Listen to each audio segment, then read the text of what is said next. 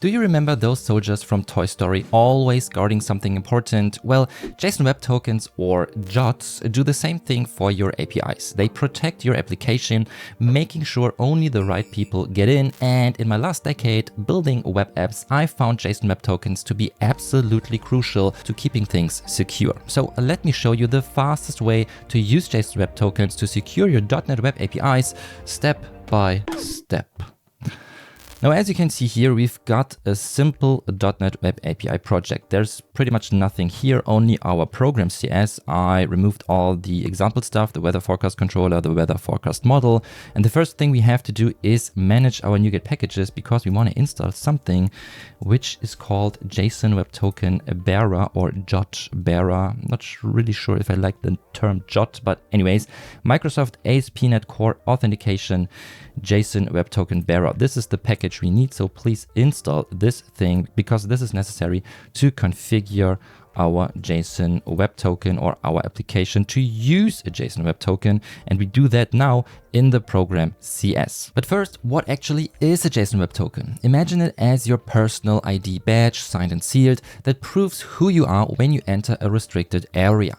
In the API world, JSON Web Tokens are used to secure endpoints, so only authorized users can access certain parts of your app. And without a JSON Web Token, trying to access secure APIs would be like a stranger walking into a high security base. But with a valid JSON Web Token, it's like having that Toy Story soldier guarding the door, ready to let the right people in and keep the wrong ones out. So let's head over now to that program CS and set up our JSON Web Token. All right, so here now we register something with builder services and then we write add authentication. This thing here is the right thing and it gets some options. Let me just close this first. Here are the options now. We open a new scope and here we say options, default authentication scheme. And this thing now is our new JSON Web Token, then bearer defaults. You see that our new reference has been added up here. And then the authentication scheme. So this is the default value for our authentication scheme property in JSON Web Token bearer options, like that. And another option would be default challenge scheme is also the JSON bearer defaults authentication scheme. All right.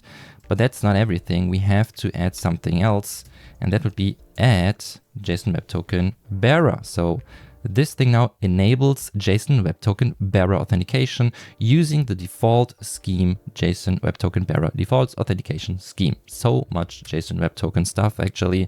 And again, we need some options here with a new scope. And here we add options and then token validation parameters. So these get or set the parameters used to validate the identity token. And here we say new token validation parameters. And actually I want to add the reference on top. So let me remove this and add it like that. And here now we use the object initializer. And we say we want to validate pretty much everything. The first thing that we can validate is the issuer. So let's set this to true. And we can also set or validate the audience to true. And in a second, we will add the corresponding domains to make sure that these are the right issuers and audiences. And then also, of course, the lifetime of the token. So we can set a certain lifetime of this token. And if this thing expired, then the token, although it's technically correct, it is still not valid anymore. And also here, please, the signing key. More about that in a second again. And now here, the valid issuer. This is now the domain, for instance, yourdomain.com. And then also the valid audience is also yourdomain.com. And we set the same thing when we later generate the JSON Web Token. But just continue watching and then you'll get the idea. And here now the signing key. So the issuer signing key, this is a bit more complex. We need a symmetric security key.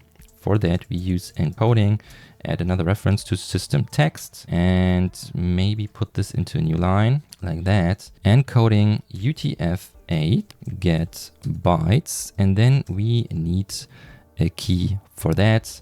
And here we can write something like your secret that is very, very long. All right, you have to make sure that this thing is long. So again, to sum it up, here we are setting up the authentication scheme, telling .NET that JSON Web Tokens will handle the heavy lifting.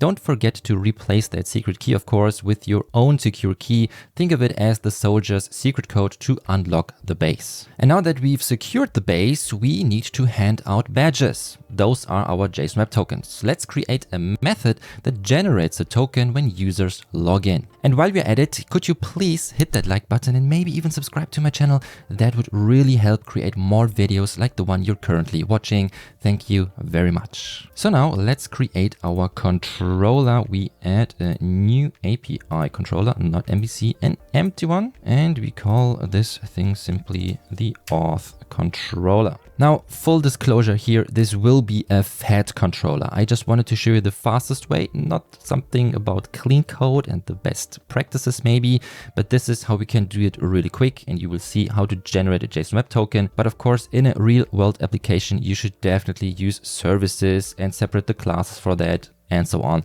So here, fat controller, I know that there are definitely better ways to do this.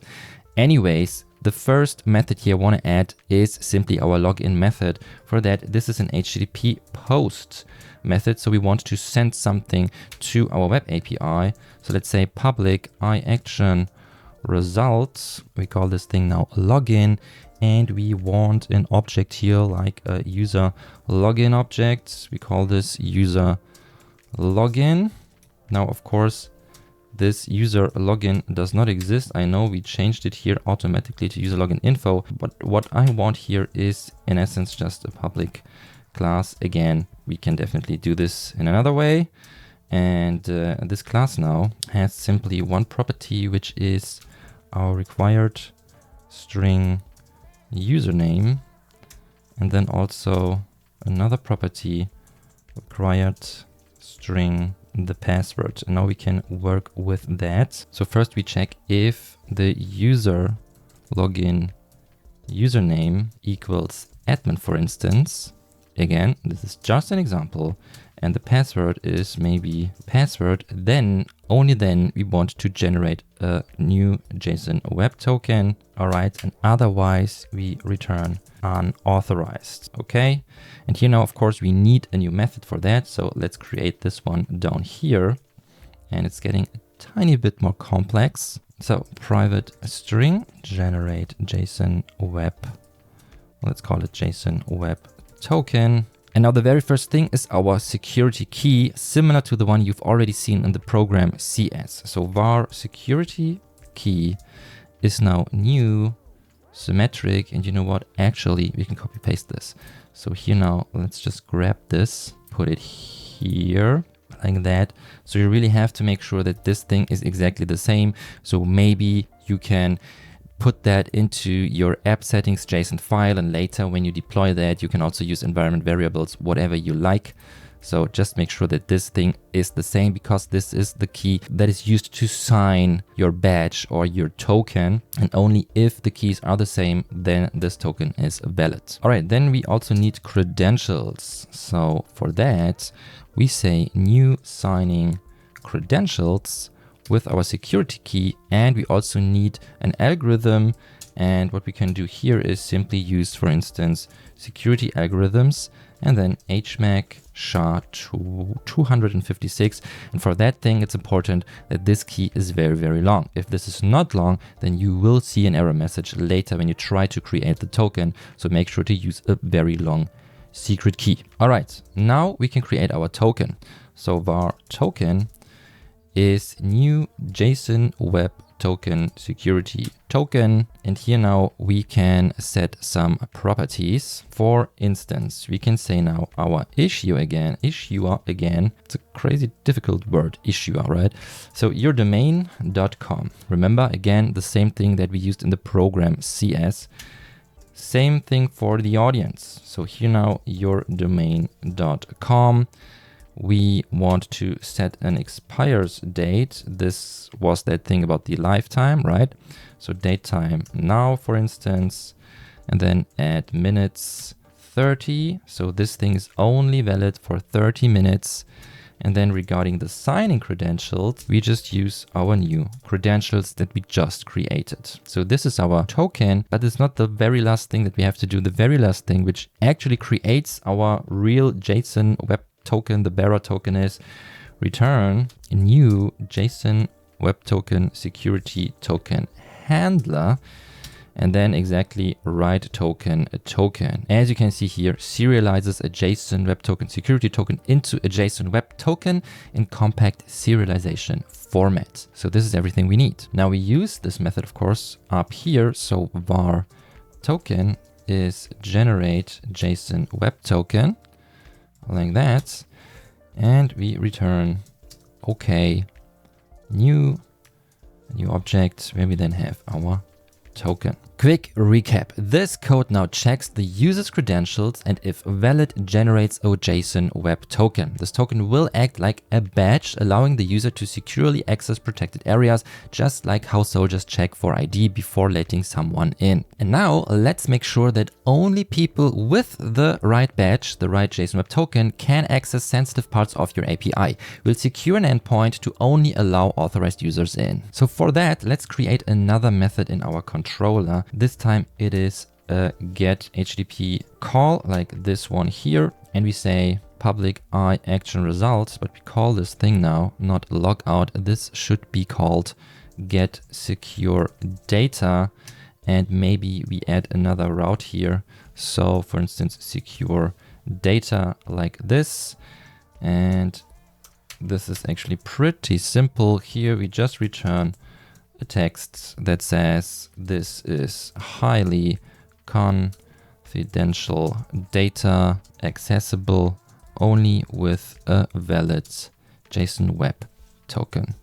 All right, but there's one important thing we have to add, and this is this attribute here called authorize. And you can add this thing either to any method here in the controller or above the actual controller class. And what does it say? It specifies that the class or method that this attribute is applied to requires the specified authorization. So in other words, we need our token to access this method. It's like this soldier here standing guard checking every visitor's badge before allowing access. All right, now let's test this out. We will use Postman to log in the user first and then try to get the secure data. All right, so first the login. This is our route, API auth, because as you can see here again, we have this controller API controller name. This is the convention of our controller, so just auth, and we have no route here. We could have added a route like login, for instance, but this means that when we try to make a post call, then this should land here in this endpoint. Now let's just try that. We hit send, and great that this happens. This is the error I was talking about. Unable to create keyed hashed algorithm for algorithm HS, HMAC 256. The key size must be greater than 256. So far, we only have 248.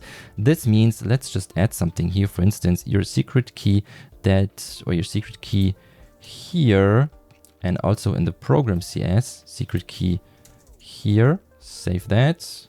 Save that. We restart the application. And now let's just try this one more time. We hit send, and here is now our token. So now we can just copy that thing, go now to our secure data endpoint. So now it's API auth secure data. It is a get call. Again, double check in Visual Studio.